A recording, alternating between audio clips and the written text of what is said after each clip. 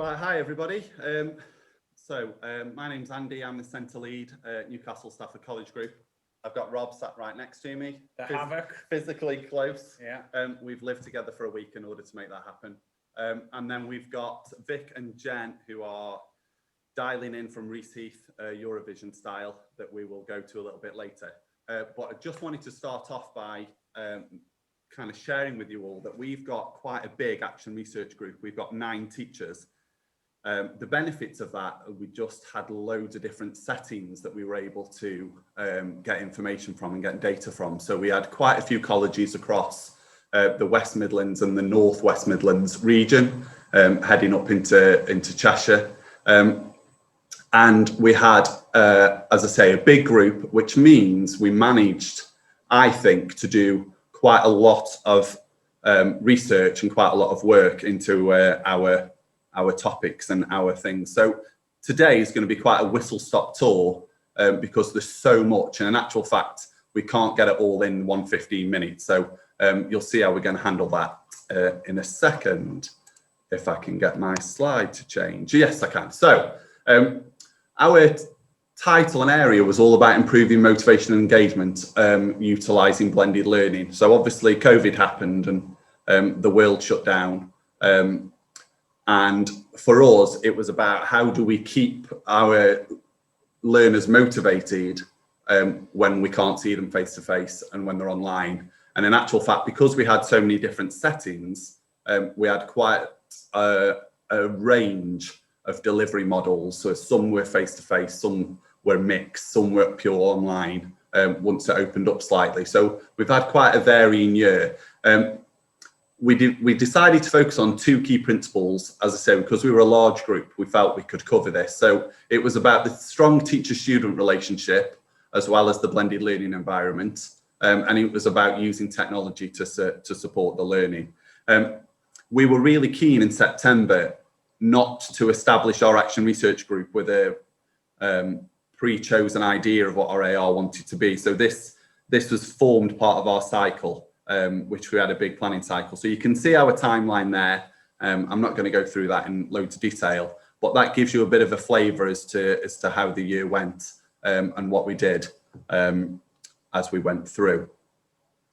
The first thing you will notice here, the learner view capture. One of the things that came out of the action research that we'd done in previous years was that students actually felt quite empowered when you asked them what they thought. And in actual fact, our previous action research had a little bit of evidence to support that students actually improved just when you asked their opinion because they felt valued and they actually felt listened to. So we were really keen that one of the first things we did this year was to capture the learner views on what blended learning meant to them. We obviously had a mix of learners, some that were with us last year and obviously are repeating, some that were new with us, but had teacher assessed grades from their secondary schools.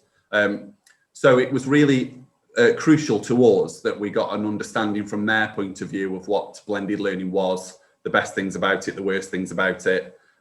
So we designed some capture forms using Google, and the pathways through the questions were based on the answers they gave. And as you can see, we got 428 students responded and we got 36 teachers. So we had quite a good response. What we then did was based on the answers to those learner views, we kind of got together as an action research group and tried to start sorting all of the answers and cleaning all of the data and targeting the particular areas and connecting them to our research objectives. And whilst we were doing this, we asked our action research group if there was anything that kind of jumped out and grabbed them, something that they were really interested in and they thought was particularly poignant to their setting. So this was just a snapshot of one of the workshops we did where we started trying to categorize things and tried to look at what was going on. I apologise for skipping over this so quickly, but there's just so much to get through. But this is available for anybody to go and have a nosy and have a read through.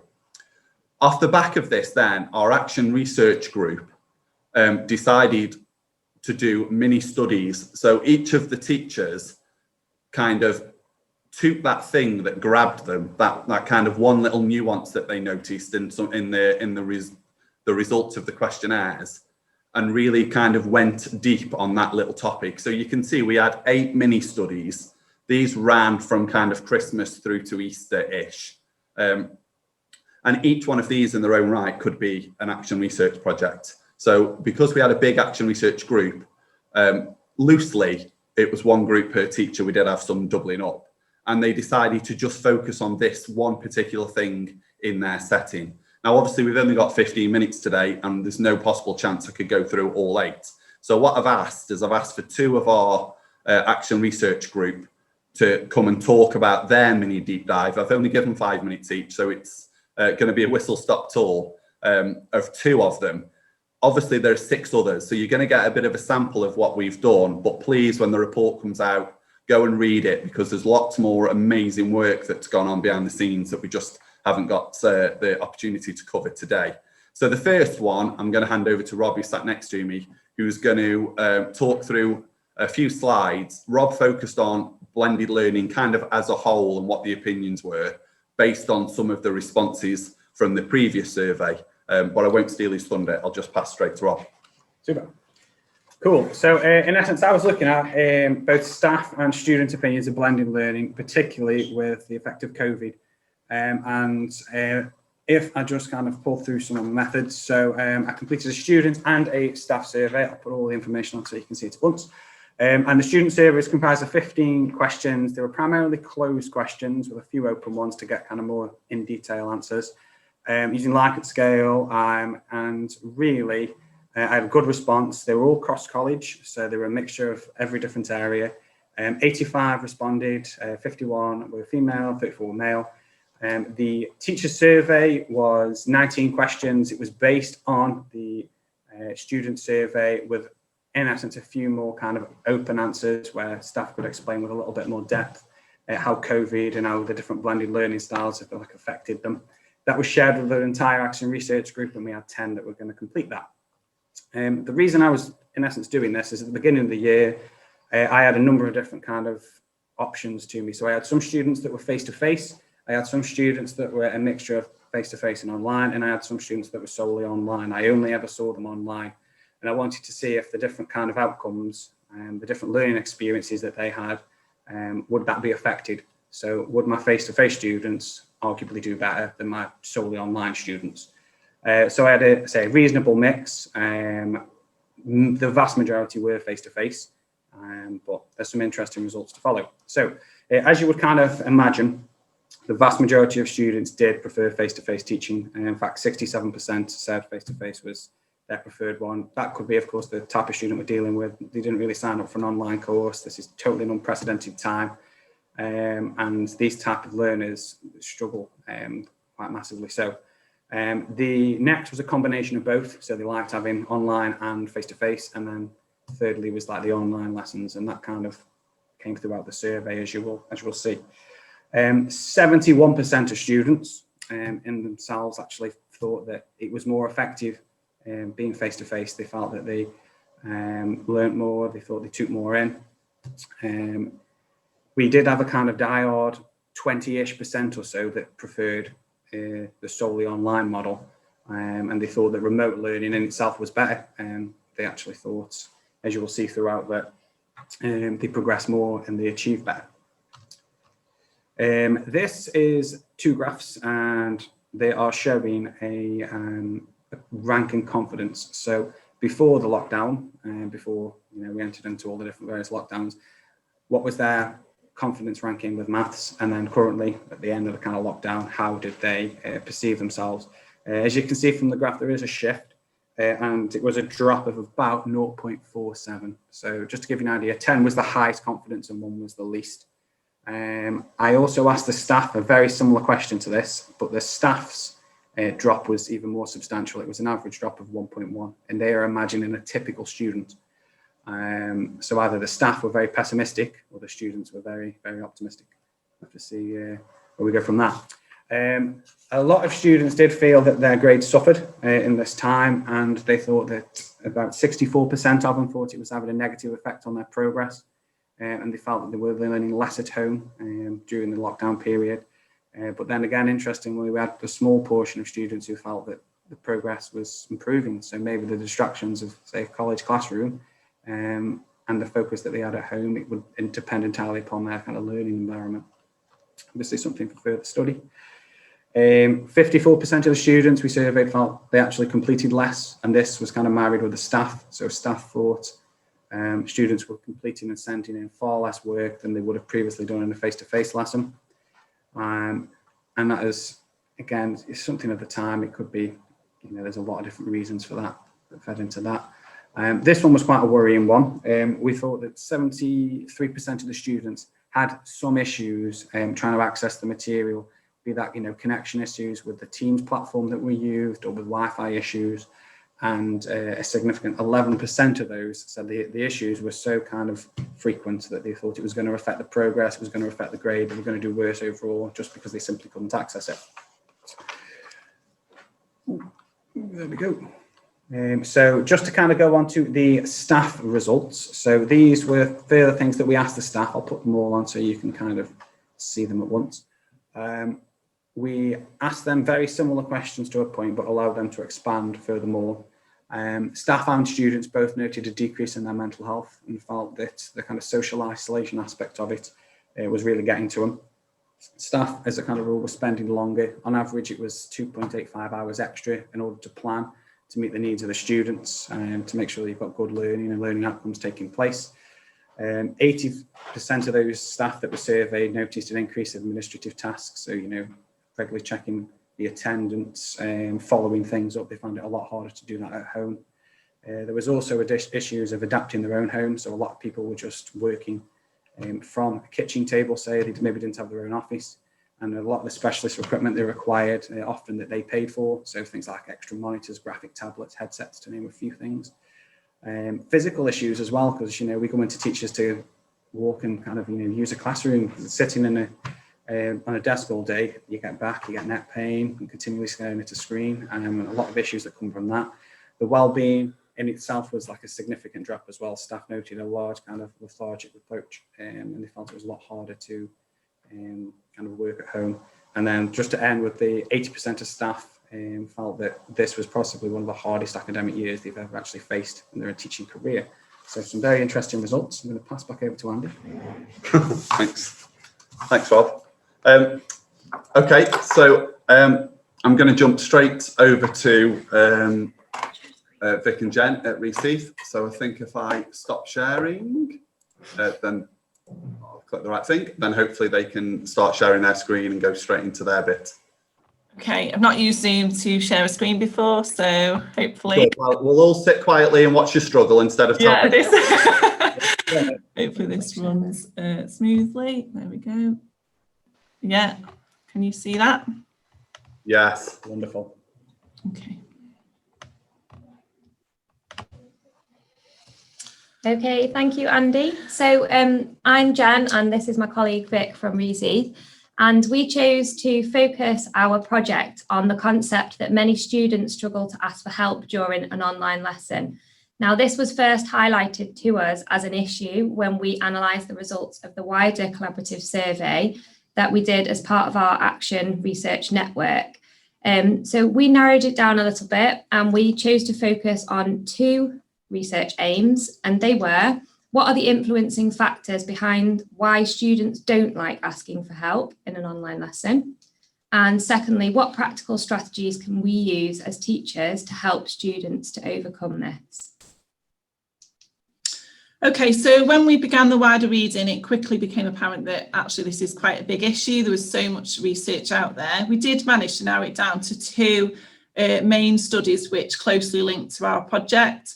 So Weimer conducted a study in 2009, and she found that students have fears of bothering their teacher, and also she claims that students are worried about what asking for help will say about their ability.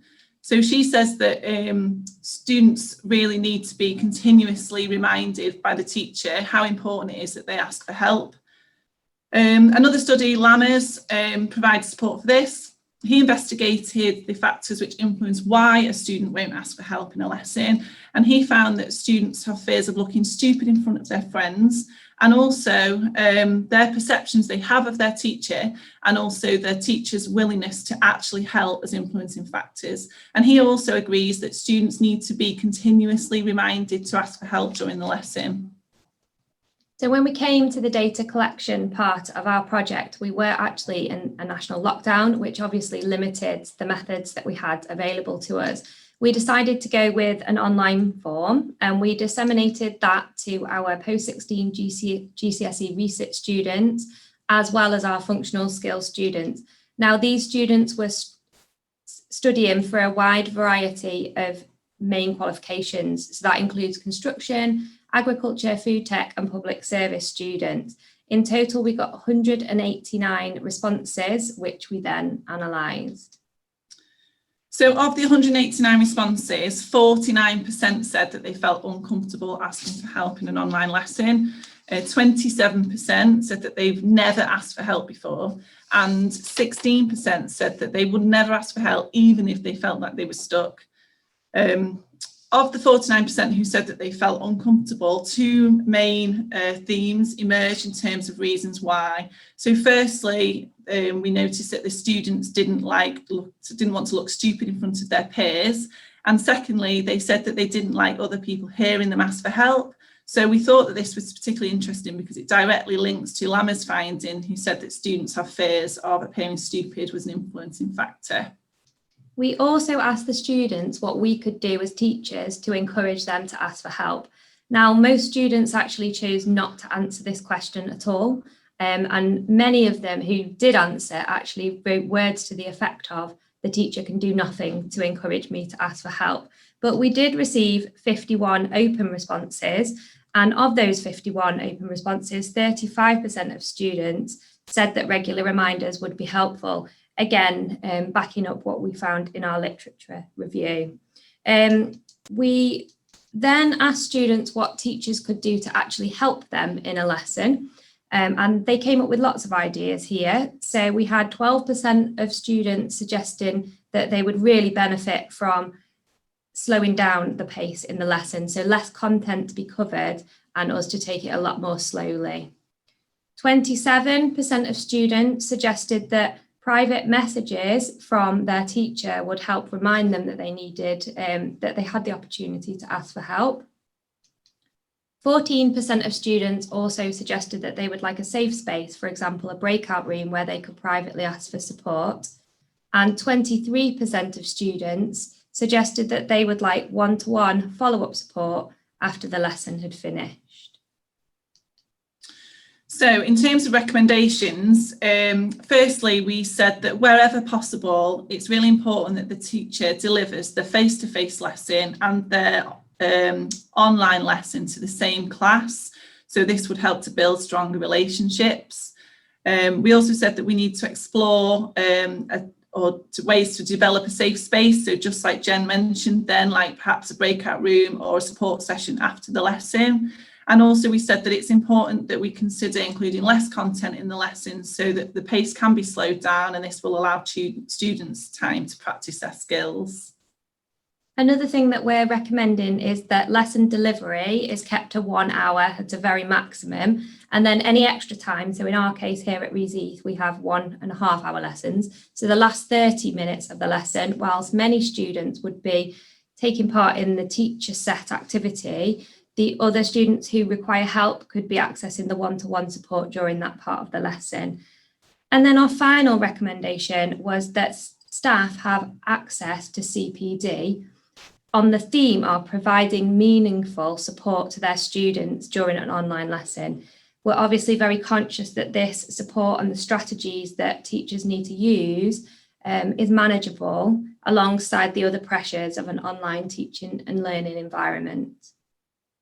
Okay, that's all. Thanks for listening. Hopefully you found that useful. Okay.